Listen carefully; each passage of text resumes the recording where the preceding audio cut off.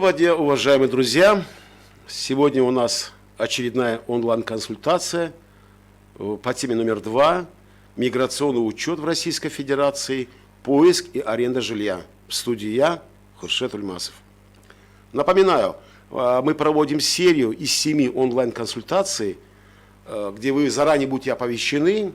Смотрите, читайте и посещайте наш сайт, наш раздел «Форум Мигрант» и наши аккаунты в Фейсбуке и в Телеграме. Также мы намерены провести 2 онлайн-конференции с участием специалистов и экспертов в области трудовой миграции. Надеюсь, это будет полезно, своевременно, потому что вопросов предостаточно. Поэтому призываем вас к ежедневному посещению наших ресурсов, нашего сайта. Читайте, спрашивайте, делитесь жизненным опытом, у кого он есть, своей профессиональной консультацией. Возможно, кому-то это даже очень необходимо и своевременно. Подчеркиваю, что форум создан для того, чтобы вы общались между собой, не только с администрацией сайта. Рассчитываем, что именно это место, форум «Мигрант», он вам понравится. Здесь вы найдете новых друзей, с которыми будет приятно общаться или дискутировать на актуальные темы по трудовой миграции. Султанчон, если вам не трудно, еще раз пробежитесь, пожалуйста, по сайту и покажите нашим зрителям механику посещения нашего сайта и конкретно раздела «Форум Мигрант».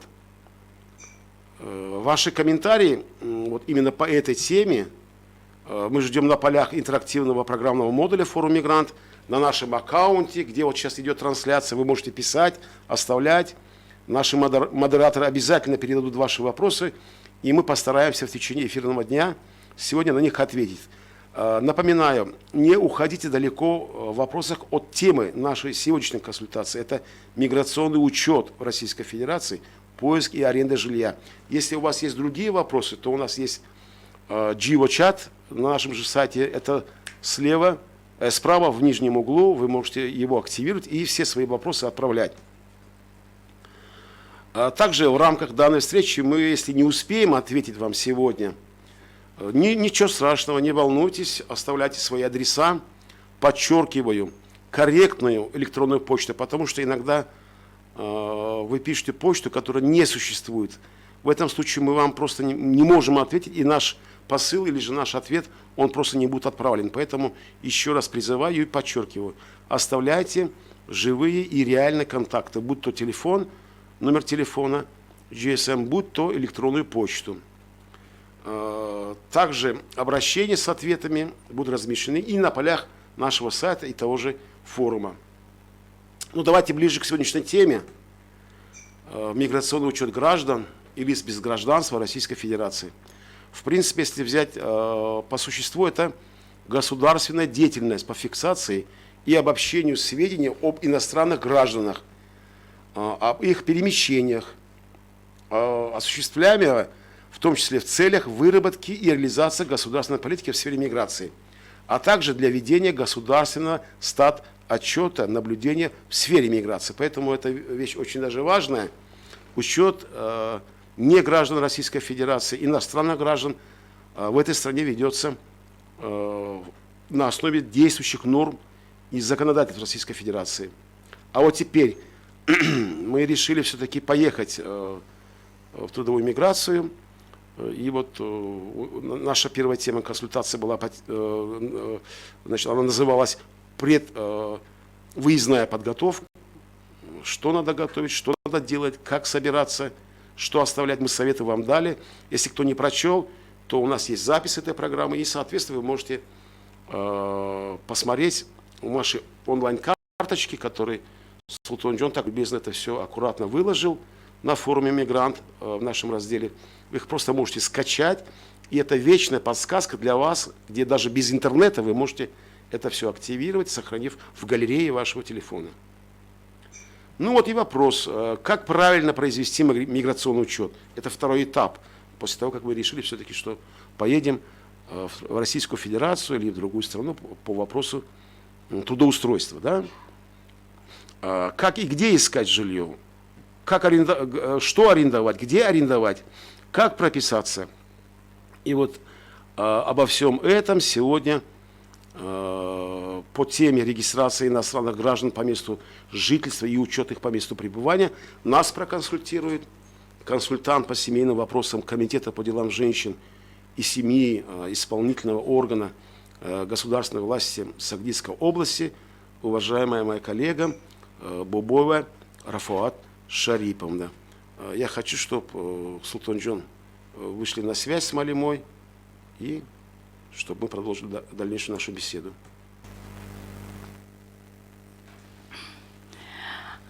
قبلا میخواستم با مشتریان سامانه و هموطنان که در فدراسیون روسیه هستند در خود تاجیکستان زندگی میکنند و آمادگی سفر ببینند درود سلام خود را رسانم. روزتان با خیر و شادی باشد.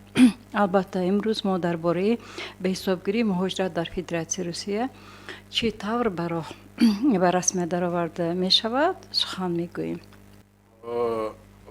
Бори дигар раҳмат муаллимаи азиз барои ташрифатон ба студии мо. Мебоист дар ин маврид қайд намоям ки Рафаат Шариповна яке аз шахсое ки дар оғози ташлилкунии ин лоиҳа ҳамроҳи мо буданд ва маслиҳатҳои муфиди ин кас, ин мутахассис барои мо бевосита кӯмакҳои калон расонанда истодааст ва бори дигар муаллима шуморо ба студия хайрамақдам мегӯям ва باید قید کنم که امروزه صحبت ما با زبان تاجیکی صورت میگیرد لیک میبایست اون اشاره ها اون روند هایی که ما با شما توصیه میدیم با زبان روسی نیز اون رو مطالعه کنید. در سایت ما سلطان جان اون رو نشان میدن در کدام سایت در صحیفه تاجیکی این راهنمای مهاجر و در Руси هست همین خیلی چیزکی راهنمای مهاجر پوتی‌ویدیتل میگرانت شما میتوانید از همون تیمی که در فوروم هست وارد شوید و آن را مطالعه کنید. معلم محترم رفعت شریفovna با حسابگیری مهاجرت در فدراسیون روسیه چی طور به رسمیت آورده می شود؟ میخواستم در این مورد به طور عمیق پرره و صحیح شما برای مهاجران ما با اون شخصانی که با مهاجرت رفتنی هستند یک مسئله خود رو دهید. به حسابگیری مهاجرت شهروندان خارجی در فدراسیون روسیه رسمیات زیرین را در بر میگیرد. عبور سرحد فدراسیون روسیه و به رسمیت درآوردن کارت مهاجرت. به حسابگیری یعنی به قیدگیری در شعبه مهاجرت، تمدید به قیدگیری مهاجرت. اکنون درباره مسئله اول سخن می‌رانیم. برای وارد شدن به فدراسیون روسیه شهروند جمهوری تاجیکستان باید دارای شناسنامه خارجی عملی کننده باشد. اگر مهلت شناسنامه گذشته باشد به شما اجازه داده نمی شود که از سرحد گذرید. از 1 ژانویه سال 2015 ورود به فدراسیون روسیه برای شهروندان تاجیکستان تنها با شناسنامه خارجی امکان پذیر است. شهروندان نابالغ جمهوری تاجیکستان به فدراسیون روسیه با شناسنامه خارجی وارد می شوند. غیر از آن شهروندان نابالغ تاجیکستان می توانند در اساس شهادتنامه تولد با همراهی پدر و مادر، پدرخوانده و مادرخوان، وصیان، پرستاران و شخصان وکالتدار به فدراسیون روسیه وارد شوند. هنگام وارد شدن به فدراسیون روسیه در نقطه گذرگاه نظارتی خدمات سرحدی مهاجر باید کارت مهاجرتی به دست آورد. کارت مهاجرتی حجتی است که آن دارای معلومات درباره شهروند خارجی که به روسیه تشریف آورده است، مقصد، مکان و مدتی بودباش موقتی او می باشد. کارت مهاجرتی دلیل عبور قانونی سرحدی دولتی فدراسیون روسیه را تصدیق می کند. اینچنین حقوق شهروندی خارجی برای موقتا در فدراسیون روسیه قرار داشتن را تصدیق می کند و از جمله به مقصد کار. ورقه مهاجرت به شهروندان خارجی هنگام وارد شدن به فدراسیون روسیه رایگان و با ترتیب ختمی داده می شود. عادتاً در هواپیما، قطار ё фурудгоҳ аз ҷониби кормандони экипаж ё ронандаи автобус инчунин дар нуқтаи назорати сарҳадӣ аз ҷониби сарҳадбон дода мешавад.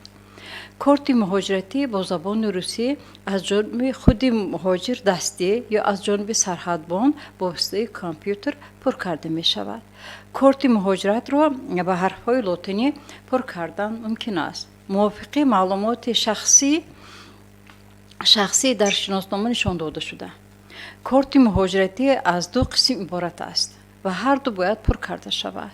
қисми А ба корманди назорати сарҳадӣ супорда мешавад, қисми Б бо шумо мемонад.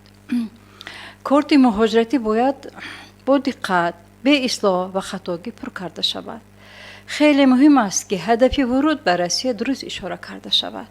агар шумо барои кор ба Русия рафтанӣ бошед, бояд дар корти муҳоҷират калимаи кор қайд карда шавад.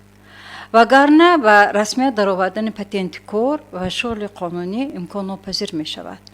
шаҳрвандони ҷумҳури Тоҷикистон метавонанд бо мақсадҳои хусусӣ бепатенти кор дар Федератсияи Русия на зиёда аз 90 рӯз дар ҳар 180 рӯз қарор гиранд. дар давоми 6 моҳ аз лаҳзаи вуруд шумо метавонед якчанд маротиба ба Русия равед, аммо вақти умумии шумо дар Русия набояд аз 90 рӯз зиёд бошад.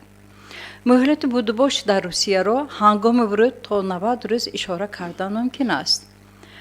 баъдан муҳлати будубош дар Федератсияи Русия дароз карда мешавад, ки дар ин бора дар паси корти муҳоҷират муҳрҳои махсус гузошта мешаванд.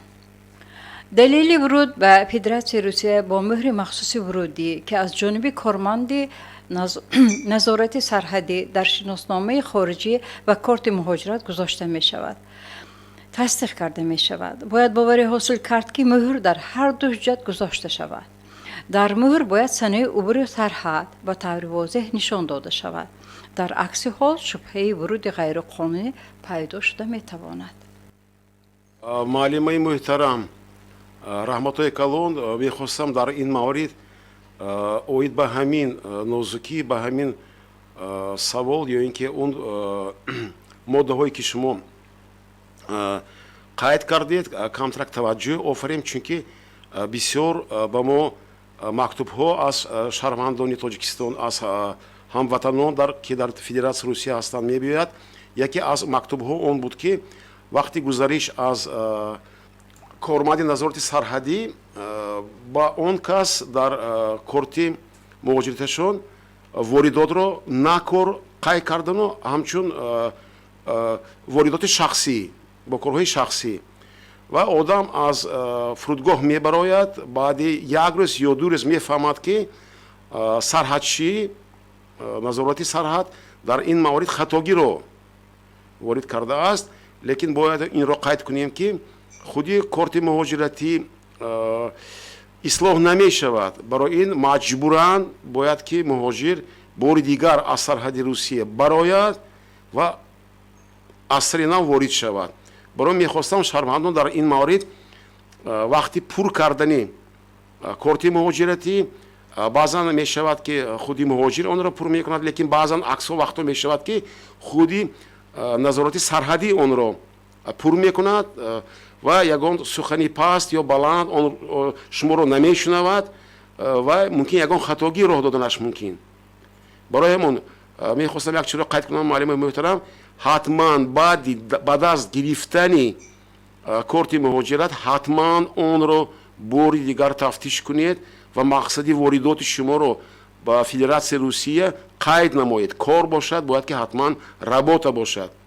ва баъд агар ба ногоҳ ягон хатогӣ бошад, аз ҳамон назди сарҳад чӣ дур нарафта, шумо бояд ки ҳатман он қоғозро албатта қафос супоред ва иродатонро гӯед. барои ҳамин дар ин маврид мехостам бо як чизи дигарро қайд намоям ки агар шумо шаҳрванди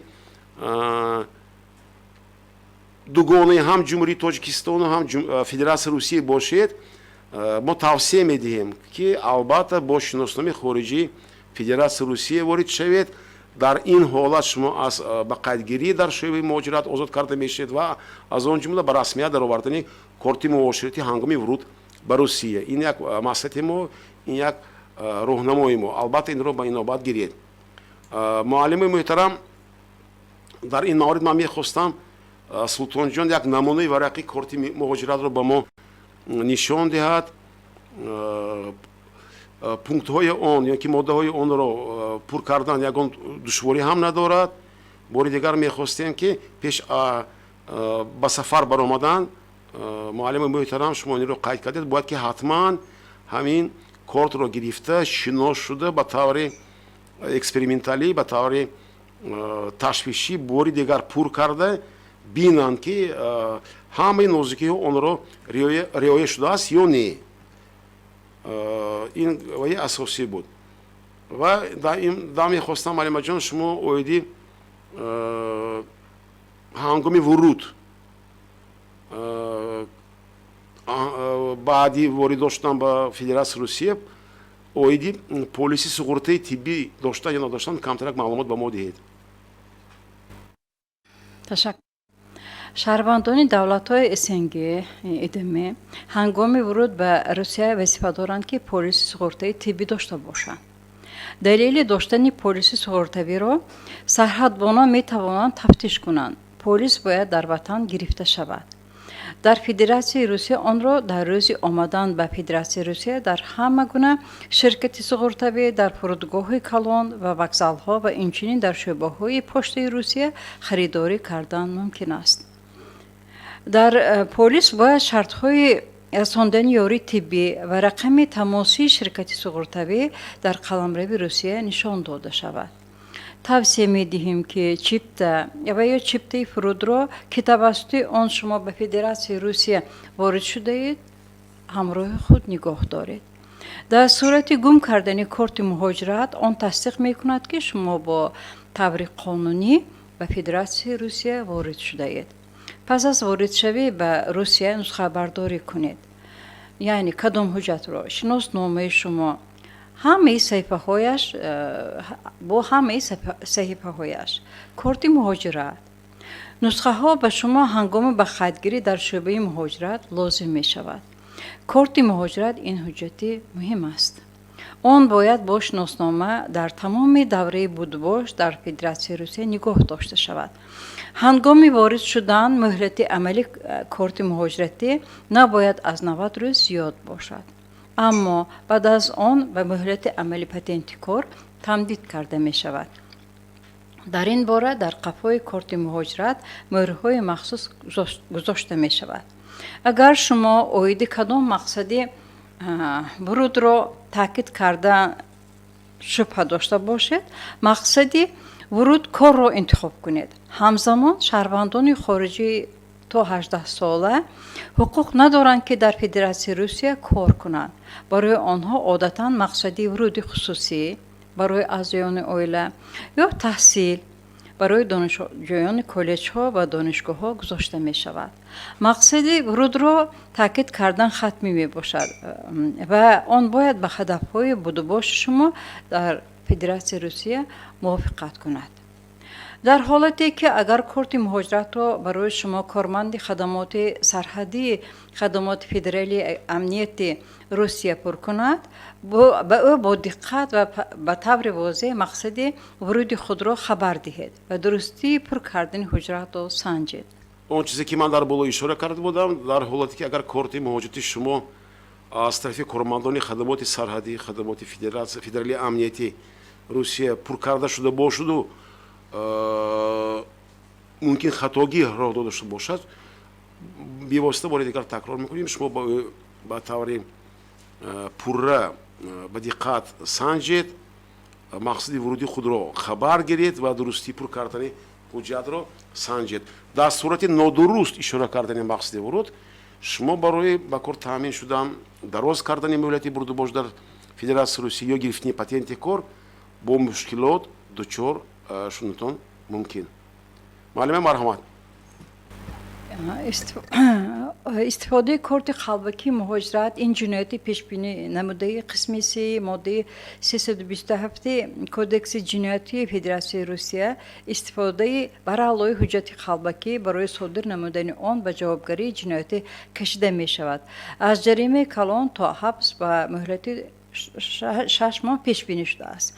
همچون سپارش‌های عملی توصیه می‌دهیم که کارت مهاجرت را درست پر کنید. نمونه حجرت را در سامانه سرایاسیت مسائل مهاجرتی وزارت کارهای داخلی روسیه یا در این پیدا کردن ممکن است. بار دیگر قید کردنی هستم که از قلبان احتیاط باشید چون که کارت مهاجرت را نیز در فرودگاه و در زیر زمین های متروهای شهرهای کلانی روسیه فروخته می شوند با نرخ یک ارزان و لیکن در خاطر داشته باشید که جوابگاری ماموری نیز در این موارد در نظر شده است که مبلغی اون بسیار هم کلان می باشد و این اون پرابلم ها می خیزند که شما در نظر اون رو یا با نقشه نگرفته بودید.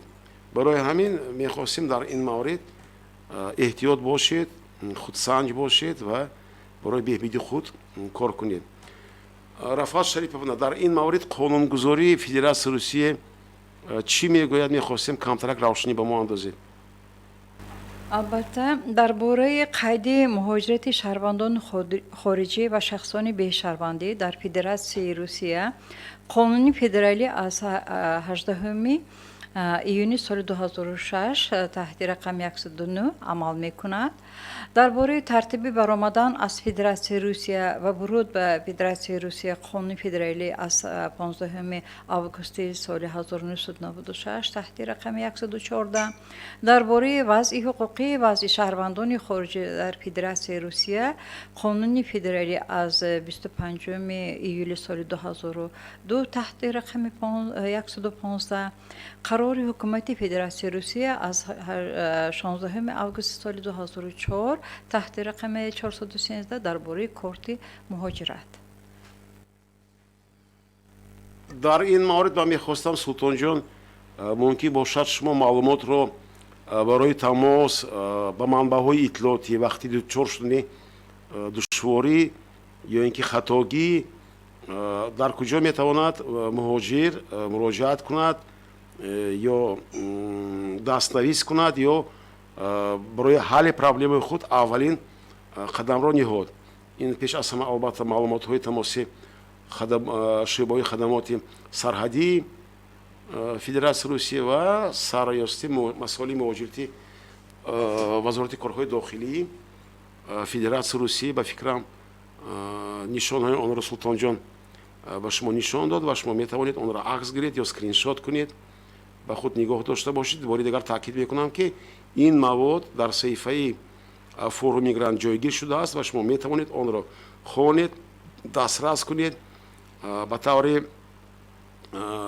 مولتی مدیوی آن را با گالری خود با سمارتفون خود جای نمایید و تاکید کرده ایستادم که در وقت نبودن اینترنت هم شما می توانید آن را خوانید، از خود کنید و راهنمایی بگذاریم موادها راهنمایی شما باشند.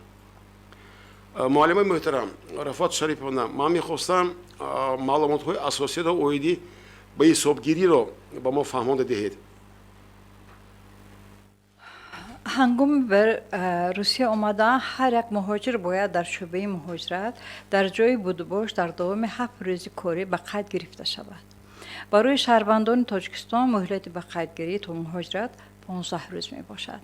و قیدگیری شهروند خارجی در شعبه مهاجرت از جانب طرف قبول کننده انجام داده می شود. شهروند فدراسیای روسیه که در منطقه بود و باش شما به قید گرفته شده است، شهروند خارجی که به طور دائمی در قلمرو فدراسیای روسیه استقامت می کند، در محل استقامت قید دائمی دارد، اجازت برای استقامت دارد. شخصی حقوقی، تشکیلات کاردهنده، مهمانخانه. برای قیدگیری مهاجرت در جاهای زیرین ثبت نام شدن ممکن است.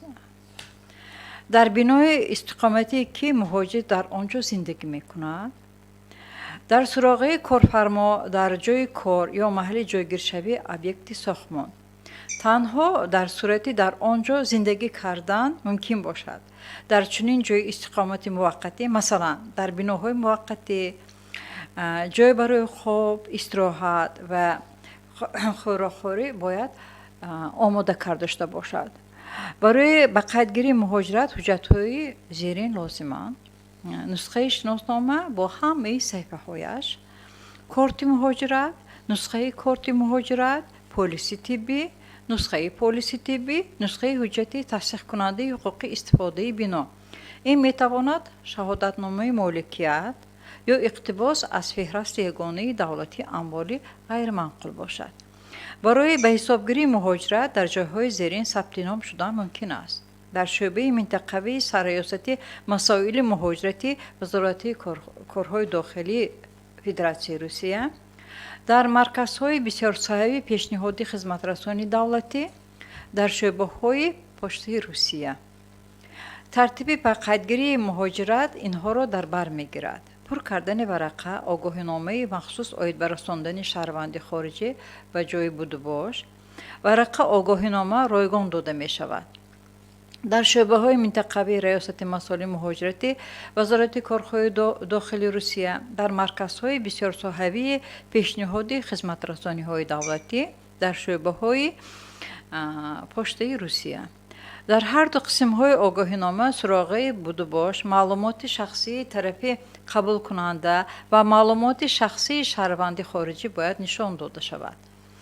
طرف قبول کننده شهروند امضای خود را در ورقه میگذارد و تشکیلات قبول کننده مهر و امضای رهبر را. فرستادن آگاهینامه با نسخه شناسنامه شهروند خارجی، نسخه شناسنامه شهروندی فدراسیون روسیه طرف قبول کننده و نسخه کارت مهاجرت توسط پشته روسیه در ریاست مسائل مهاجرتی وزارت کارهای داخلی روسیه در منطقه بود و باش. پیشنهاد آگاهینامه بیواسطه به شعبه سرریاست مسائل مهاجرتی وزارت کارهای داخلی روسیه رایگان است.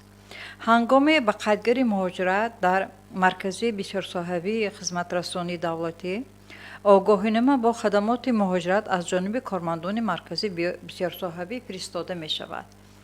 گرفتن ورقه آگاهی کنده شونده با نشانه درباره قبول حجت از کارمندان سرریاست مسائل مهاجرتی وزارت کارهای داخلی روسیه در منطقه بود و باش، مرکزی بسیار صاحبی خدمترسانی یا پشته روسیه.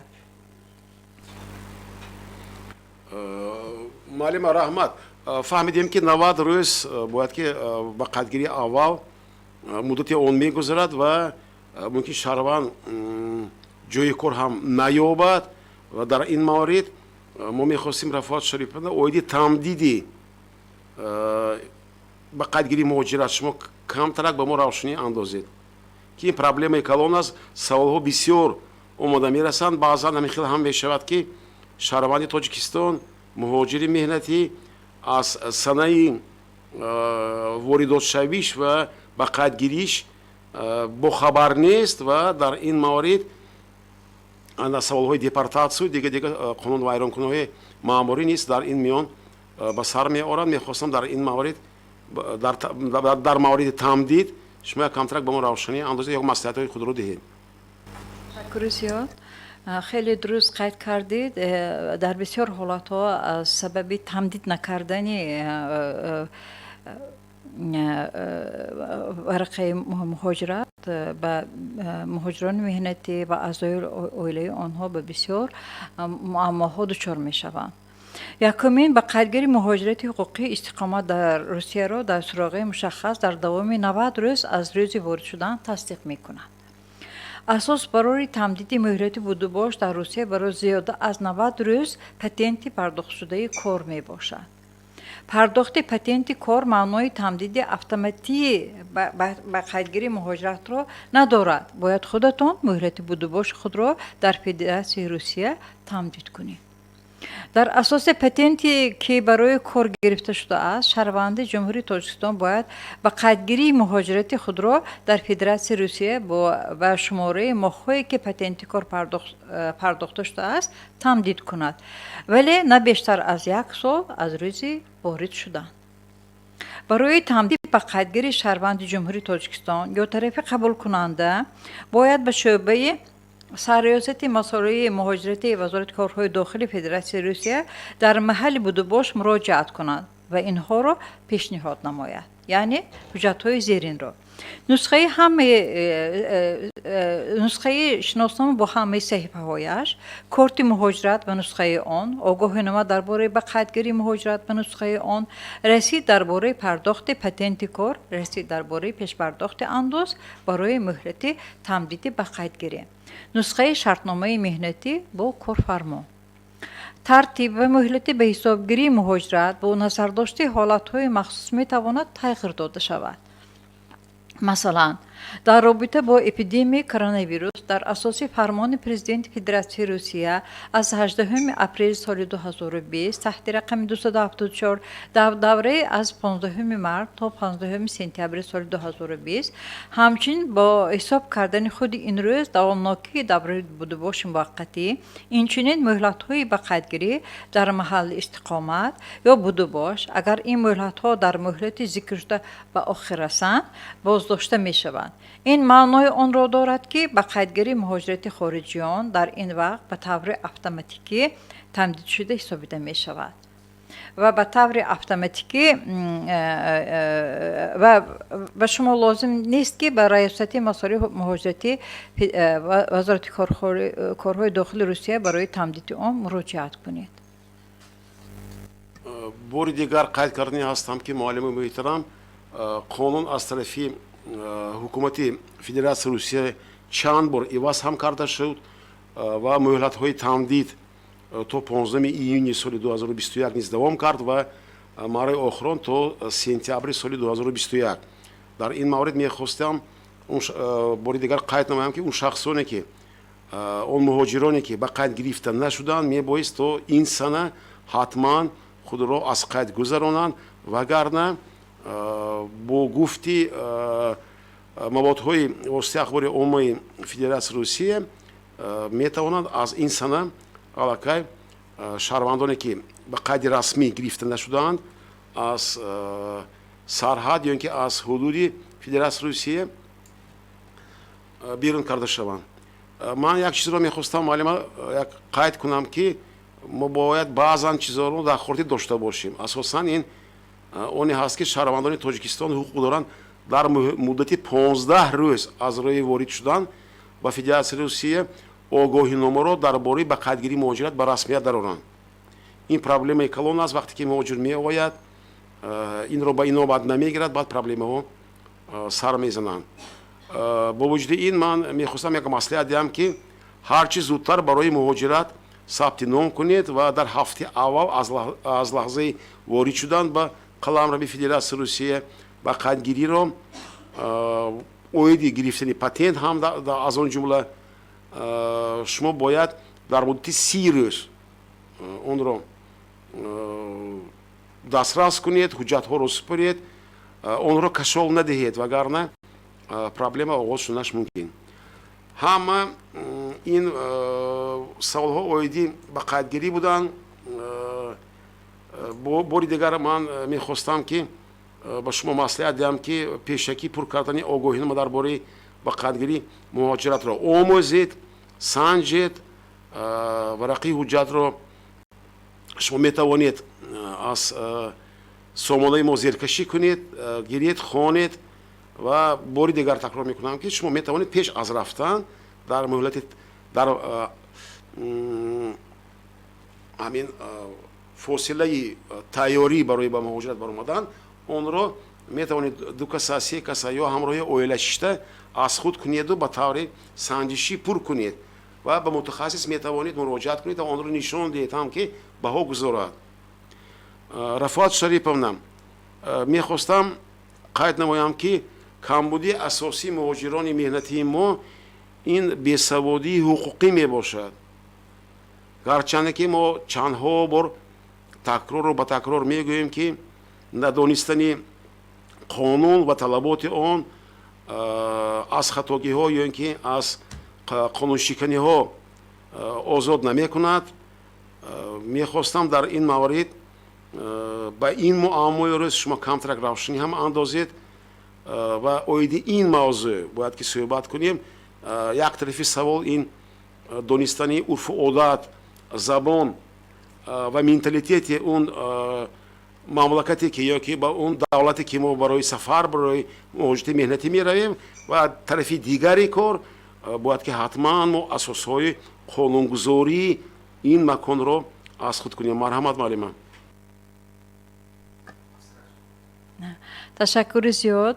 дуруст қайд кардед, надонистани қонун ягон нафарро аз ҷавобгарӣ озод намекунад. барои ҳамон мехостем ки он нафароне ки барои муҳоҷирати меҳнатӣ омодагӣ мебинанд ё дар муҳоҷирати меҳнатӣ қарор доранд, бояд баъзе қонунгузории Федератсияи Русия аз баъзе қонунгузории Федератсияи Русия огоҳ бошанд. яъне дар бораи қайди муҳоҷирати шаҳрвандони хориҷӣ ва шахсони бешаҳрвандӣ дар Федератсияи Русия қонуни федералӣ аз 18 июли соли 2006 таҳти рақами 109 кодекси Федератсияи Русия оид ба ҳуқуқвайронкунии маъмурӣ фармони вазорати корҳои дохилии Русия аз 3 июли соли 2019 таҳти рақами 514 дар бораи тасдиқи қоидаҳои маъмурии вазорати корҳои дохилии Федератсияи Русия оид ба пешниҳоди хизматрасониҳои давлатӣ барои татбиқи ба қайдгирии муҳоҷирати шаҳрвандони хориҷӣ ва шахсони бешаҳрвандӣ дар Федератсияи Русия. қарори ҳукумати Федератсияи Русия аз 15 январи соли 2007 таҳти рақами 9 дар бораи тартиби амалӣ намудани қайди муҳоҷирати шаҳрвандони хориҷӣ ва шахсони бешаҳрвандӣ дар Федератсияи Русия. фармони президенти Федератсияи Русия аз 18 апрели соли 2020 таҳти рақами 274 дар бораи чораҳои муваққатӣ оид ба танзими вазъи ҳуқуқии шаҳрвандони хориҷӣ ва шахсони бешаҳрвандӣ дар Федератсияи Русия бо сабаби дар робита бо хатари панҷшавии минбаъдаи сироятии нави коронавирус COVID-19 мебошад. султонҷон, мехостам дар ин маврид шумо ҳамон таблица ки мо дорем маълумотро оиди барои тамос ва манбаъҳои иттилоотӣ оиди гирифтани варақи огоҳинома ё ин ки тартиби ба қайдгириро ба тамошобинони мо расонед. бори дигар қайд карда ҳастам ки ин таблица дар сомонаи мо дар бахши форуми гранта ё ин ки саҳифаи тоҷикии сайти мо ин роҳнамои муҳоҷир шумо метавонед онро боркаш кунед ба телефонҳои ба смартфонҳои худ ва аз он истифода баред, ба он муроҷиат намоед ё ин ки онро омӯзед. маълима муҳтарам, раҳматҳои калон барои маслиҳатҳои муфидатон. як саволе ҳаст ки бисёртар мо аз тарафи муҳоҷирони меҳнатӣ аз тарафи ҳамватанонамон дар вақти муҳоҷирати меҳнатӣ амал карданашон мегирем. ин ҳам бошад саволи ҷустуҷӯи манзили зист ки бо бисёр қаллобонво мехӯранд ҳамватанони мо ва дар ин маврид қонуншиканӣ ҳам мекунанд. гарчанде ин аввало пеш аз сафар мебоист чӣ тавре ки мо дар онлайн муоширати пешина қайд карда будем. пеш аз сафар баромадан аллакай куҷо шумо меред, хонаи кӣ меред, кӣ шуморо ба қайд мегирад, аллакай бояд ки ҳатман онро ҳал кунед, онро ба нақша гиред. муҳоҷир чӣ бояд кард, аз чӣ бояд даст кашид. мехостам дар ин маврид ба мо муаллими муҳтарам камтар равшанӣ биандозед. зиёд хеле муаммои рӯзмарра вақте ки муҳоҷирони меҳнатӣ ба хориҷ сафар мекунанд, бисёр вақт онҳо таваккул мекунанд.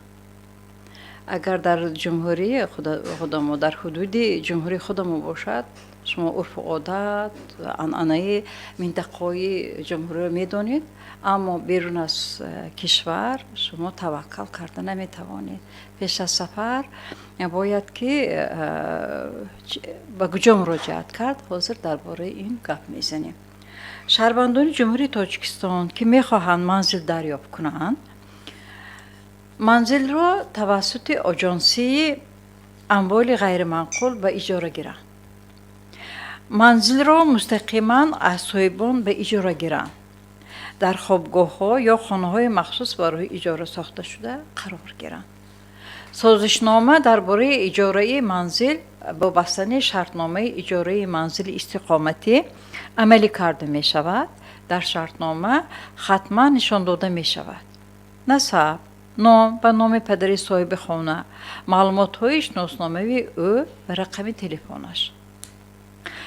насаб, ном ва номи падари иҷорагиранда, маълумотҳои шиносноамаи ӯ ва рақами телефон, ном, рақам ва санаи додани ҳуҷҷати тасдиқкунандаи ҳуқуқии моликият ба бино, суроғи дурусти манзили истиқоматӣ, масоҳати он, муҳлати иҷрои манзил, андозаи аниқи музди иҷора, шумораи иҷорагирандагон, ному насаби онҳо, муҳлати пардохти барои иқомат барои ҳар моҳи минбаъда, муҳлати супоридани пардохтҳои коммуналӣ, рӯйхати ҳамаи амволе ки дар бино мебошад ва ҳолати он, маблағи пардохти гаравӣ ва шартҳои баргардонидани он, намунаи забонхат барои супоридани музди иҷора, ҳуқуқи иҷорагиранда ва шартҳои қатъи иҷораи манзил. дар сурати нияти кӯчидан соҳиби хонаро 1 ё 2 ҳафта пештар огоҳ кардан лозим аст. шартномаи иҷора барои манзили истиқомат дар 2 нусха баста мешавад. яке он бояд хатман дар ихтиёри шумо қарор дошта бошад. шумо ҳуқуқ надоред ки манзили ба иҷора гирифташударо ба рафиқони худ ба иҷора диҳед. ин ҳуқуқ танҳо ба соҳиби манзил тааллуқ дорад. ҳама истиқоматкунандагони манзили иҷорашаванда бояд ба шартномаи иҷора дохил карда шавад. ба меъёрҳои санитарии будубош риоя кунед. ҳадди аққал 6 метри мураббаъ майдони зист барои 1 нафар. вайрон кардани меъёрҳои санитарии зист метавонад мушкилоти зиёдеро ба бор орад.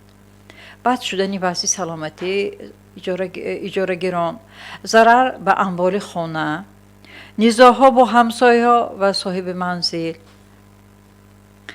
тафтишоти полис. масоҳати манзили зист ба ҳосили майдони ҳуҷраҳои истиқоматӣ баробар аст.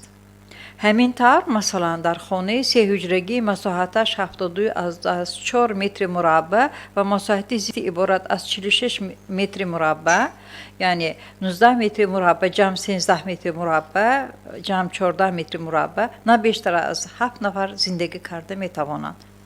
ҳама тағйирот дар хонаи истиқомат бояд ба молик мувофиқ карда шаванд. шумо ҳақ надоред ки бидуни тасдиқи соҳиби хона ба хоҳиши худ хонаро таъмир кунед, таҷҳизоти нав насб кунед ё таҷҳизоти кӯҳнаро дур кунед ва ғайра. дар хонаи иҷора шумо бояд тартиб ва хомӯширо риоя кунед. дар рӯзҳои корӣ аз соати 22 то 7 саҳар ва дар рӯзҳои истироҳат ва ид аз соати 22 то 12 хомӯширо вайрон кардан манъ аст. соҳиби хона бояд хатман шуморо дар маҳалли зист ба қайд гирад, яъне ба қайди муҳоҷират гирад. барои истиқомат бидуни ба қайдгирӣ шуморо метавонед ба андозаи аз 2 то 5 ҳазор рубл ҷарима кунанд ва дар ҳудуди Москва, вилояти Москва, Санкт-Петербург ва вилояти Ленинград бо андозаи аз 5 то 7 ҳазор рубл ҷарима карда аз қаламбравии кишвар ба дар карда вуруд ба Россия ба муддати 5 сол манъ мекунад. асос барои истиқомат дар хонаи иҷорашаванда ё ҳуҷра шартномаи иҷораи манзил, огоҳинома дар бораи ба қайдгирии муҳоҷират дар суроғаи будубоши шумо мебошад.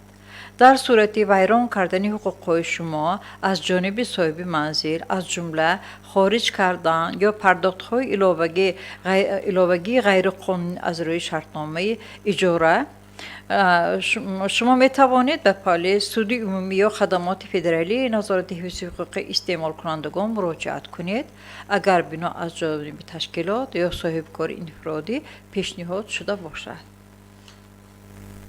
раҳмат муаллими муҳтарам, бори дигар ман мехостам дар ин маврид як чиро қайд кунам ки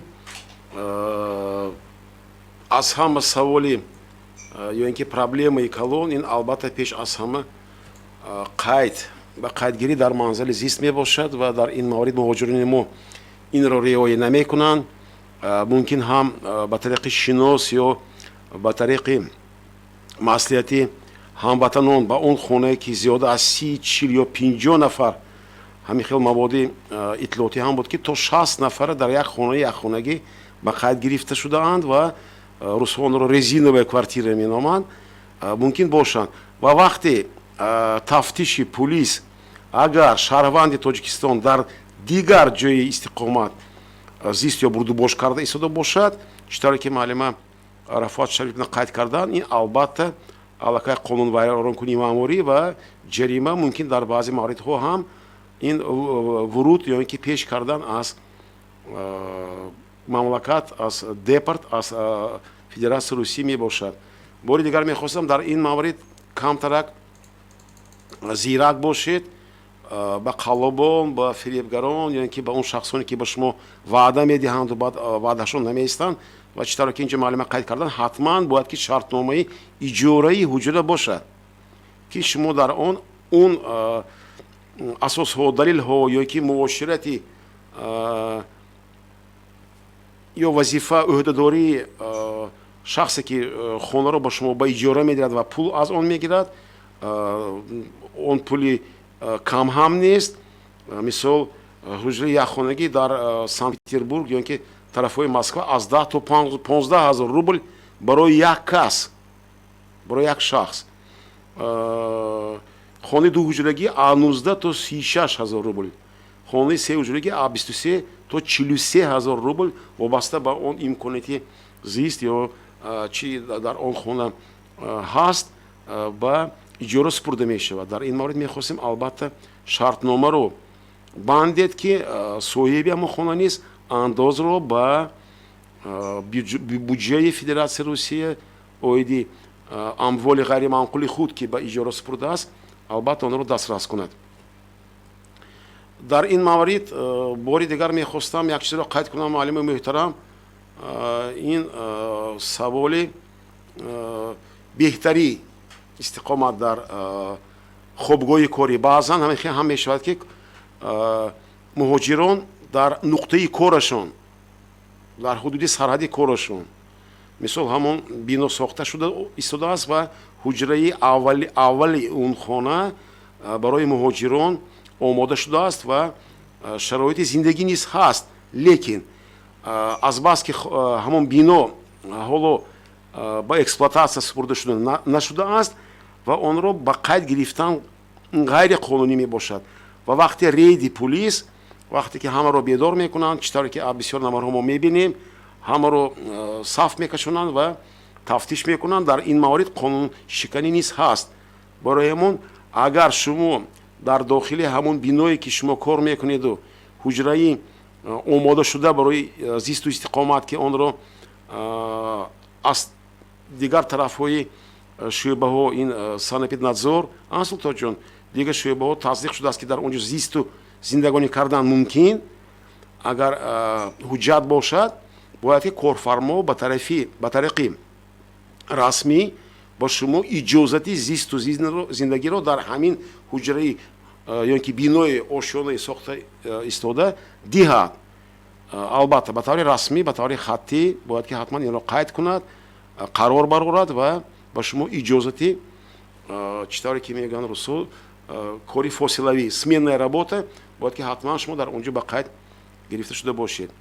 Рафоат Шариповна, қадом қонунҳои Федератсияи Русия айнан ҳамин саволро мутобиқат мекунанд ва ба ӯҳда мегиранд ё ин ки метавонанд муҳоҷирони мо ба он шинос шаванд? албатта хеле бомаврид аст ки бо қонунгузорҳои зери муҳоҷирони меҳнатӣ шинос бошанд.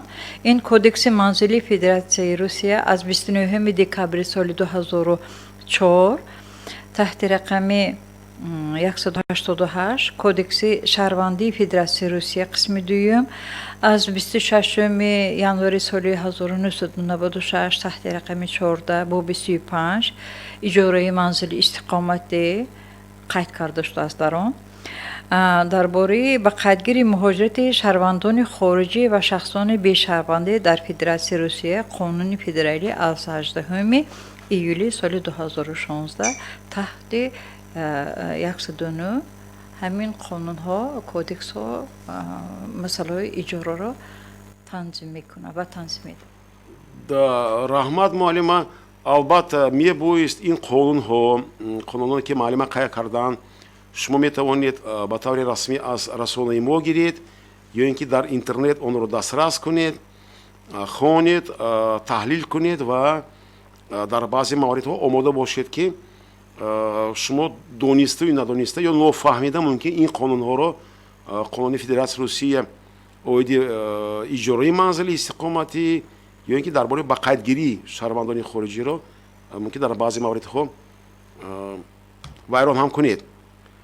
дар ин маврид мехостам Султонҷони Иномович шумо маълумотро барои тамос ва манбаъҳои иттилоотӣ ки оиди ин мавзӯъ ба шаҳрвандони мо, ба ҳамватанони мо иттилоъ медиҳанд, як нишон диҳед. Бори дигар такрор мекунам ки шумо метавонед дар сомонаи мо дар бахши форуми грант бо ин мавод, бо ин суроғҳо шинос шавед.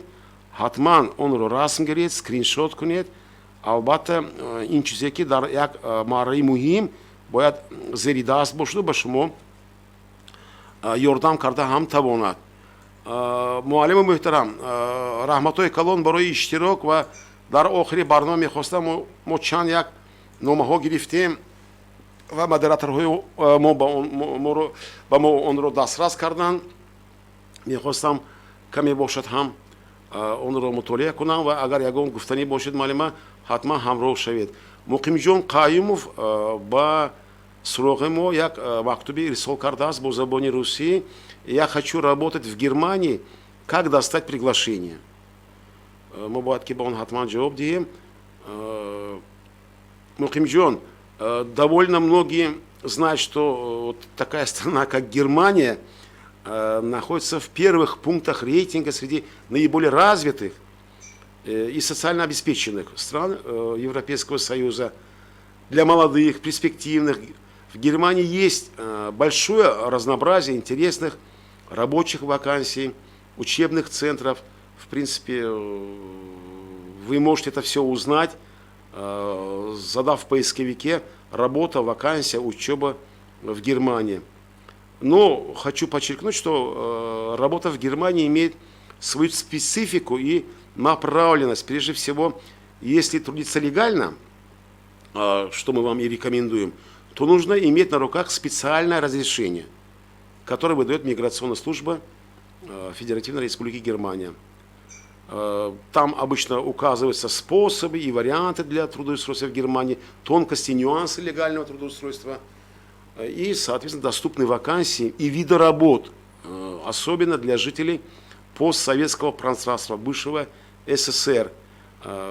Опять же, повторяю, вы можете задать в поисковике и там же узнать из соответствующих сайтов в интернете всю необходимую вам информацию. Но, тем не менее, просим вас быть осторожным, потому что мошенничество, интернет-мошенничество в этой части очень сильно развито. Многие обещают трудоустроить, выставляют счет, где вы оплачиваете, но, соответственно, этот сайт потом вдруг завтра исчезает. Поэтому будьте осторожны. Камолиддин Аглиддин нам написал: если в аэропортах спрашивают, я скажу, что приеду в Россию, чтобы работать.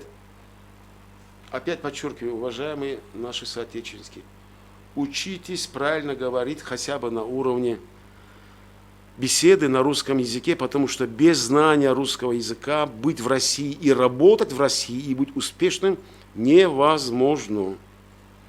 Я этим не хочу ничего лишнего сказать, но тем не менее вы вступаете в ту страну, где традиции, язык, ментальность этой страны вы должны изучить и знать. Поэтому еще раз подчеркивайте, учите язык. Забондони, джагондони, чем ты больше знаешь языков, тем, и, соответственно, тебе легче общаться, легче найти понимание и легче выходить из трудных ситуаций, в которых часто наши мигранты, наши соотечественники бывают. Просто хочу напомнить, что с 1 апреля Россия официально разрешила гражданам Таджикистана выезд на свою территорию, но пока речь идет только о воздушных границах. Наземным транспортом выехать в страну сегодня невозможно. Получить патент без миграционной карты, о чем мы сегодня почти вот уже второй час говорим, где в графе «Цель визита» указывается работа, можно будет лишь до 15 июня 2021 года. Время, в принципе, уже ушло, срок ушел. Поэтому какое законодательство будет изменено в Российской Федерации, мы пока еще сами точно даже не знаем. И, опять же, подчеркиваю, при пересечении границы внимательно надо прочесть, как вам заполнили вашу миграционную карточку. Еще раз повторяю. В погранпосте лучше сразу, когда берешь, прочесть и в случае неверного заполнения, стоя там же, вернуть пограничнику миграционную карту, подчеркиваю, не уходить с поля зрения, там есть видеокамера, это все записывают, и подать на исправление. В этом ваш шанс есть.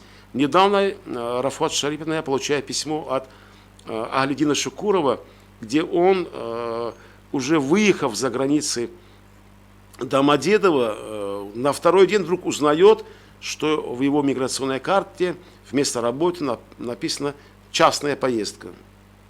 Да? И вот человек нам звонит и говорит, что я последние деньги потратил, взял кредит, взял билет, прилетел в Российскую Федерацию, но оказалось так, что ему неправильно поставили цель въезда. Я с ним по телефону переговорил.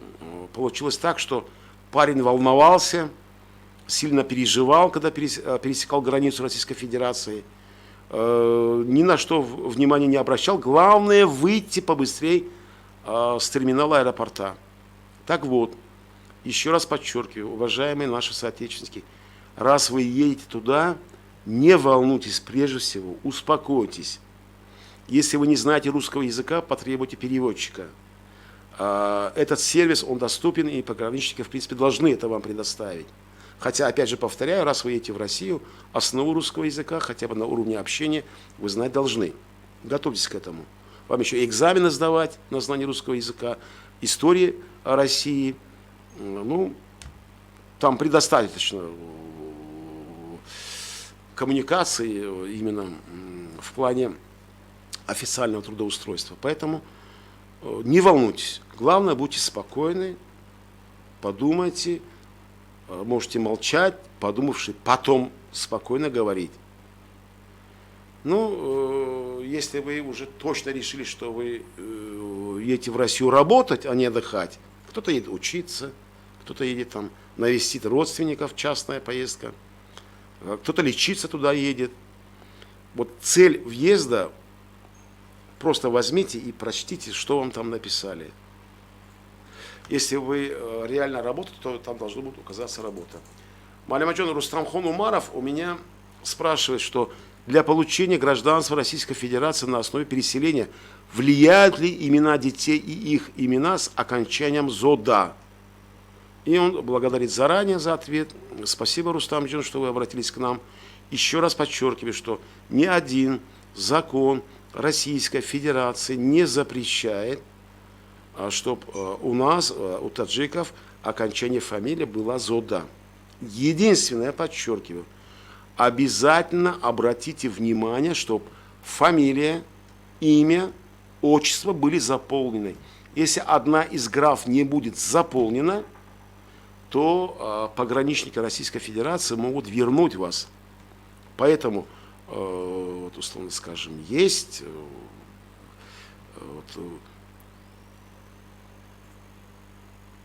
Хуршет Ульмаз Азимзода. То есть я знаю, что мое отчество Азимзода, отец мой Ульмаз, да,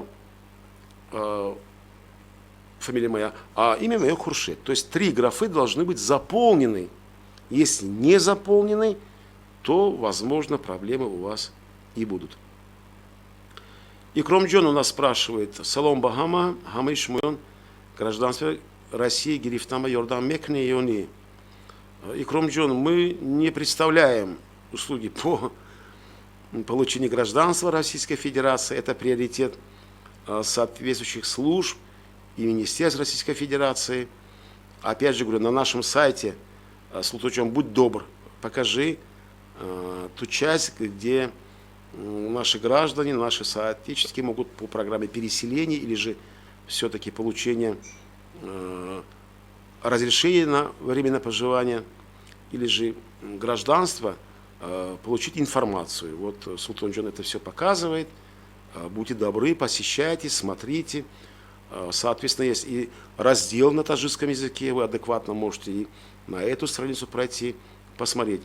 Ну, а на сегодня у нас вроде бы все. Было очень приятно с вами общаться. Я повторяю, что это наш второй эфир по части онлайн-консультации. Еще будет у нас возможность встретиться, поэтому следите за нашими анонсами, за нашими объявлениями, когда это будет. Надеюсь на новую встречу. Хочу подчеркнуть, что запись нашей встречи, она будет размещена в разделе «Форум Мигрант». Вы можете еще спокойно ее просмотреть. Пишите нам, задавайте вопросы. Мы, конечно же, с нашим партнером Рафат Шариповной, которая представляет общественный центр Чашме Хайот, постараемся вам ответить. Вы не одни, мы с вами. И просто в конце еще раз подчеркну, что мы рассчитываем, что вот этот форум, вот эта площадка вам понравится. Здесь вы найдете новых друзей, с которыми приятно общаться, дискутировать на актуальной теме по вопросам трудовой миграции. Спасибо. С вами был Хуршед Ульмазов и команда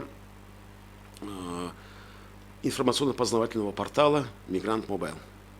До встречи.